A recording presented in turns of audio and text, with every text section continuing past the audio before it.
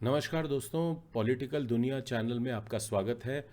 Ukraine और Russia के जो जंग चल रही है उसके हवाले से एक थोड़ी सी डिस्टर्बिंग खबर आई है। द टाइम्स में छपी है आज, और इसके हिसाब से ये माना जा रहा है कि रशिया अब मोल्डोवा पर अटैक कर सकता है।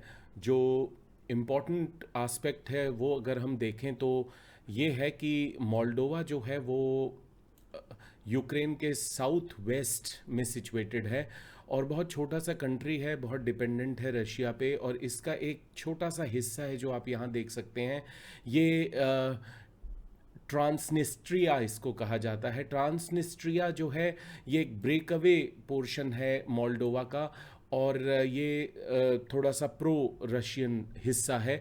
1990 में जब सोवियत संघ का विघटन हुआ था या जो टूटा था, तो उसके बाद मोल्डोवा एक प्रो वेस्ट स्टैंस लिया था मोल्डोवा ने। अगर आप यहाँ देखें तो ये रिपोर्ट ये मेंशन करती है कि जो ट्रांसनिस्ट्रिया है वो यूक्रेन के साउथ वेस्ट पार्ट में मोल्डोवा और यूक्रेन के बीच में है, और ये प्रो मॉस्को ऑफिशियल्स के कंट्रोल में है। 1990 के बाद से, जब से मोल्डोवा का ब्रेकअप, मोल्डोवा बना था और उसने एक प्रो वेस्ट स्टैंस लिया था, तभी से ही ये एक ब्रेकअवे पोर्शन बन गया था।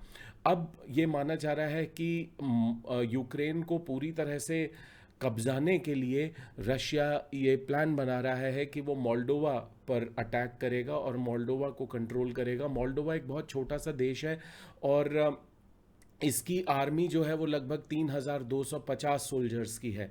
तो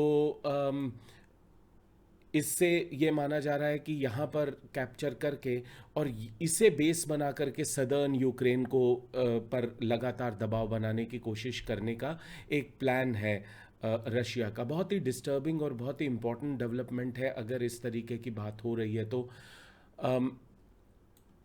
द वेस्टर्न ऑफिशियल्स को ये लगता है कि रशिया का लॉन्ग टर्म ऑब्जेक्टिव जो है वो ये है कि एक लैंड ब्रिज रशिया से बनाना वो चाहता है along the coast to Transnistria, और इस तरीके से वो ब्लैक सी से यूक्रेन को काटना चाह रहा है। तो ब्लैक सी नीचे है, तो इस तरीके से एक एक घेरा बनाना चाहता है जिससे यूक्रेन का जो एक्सेस है ब्लैक सी में वो कम किया जा सके।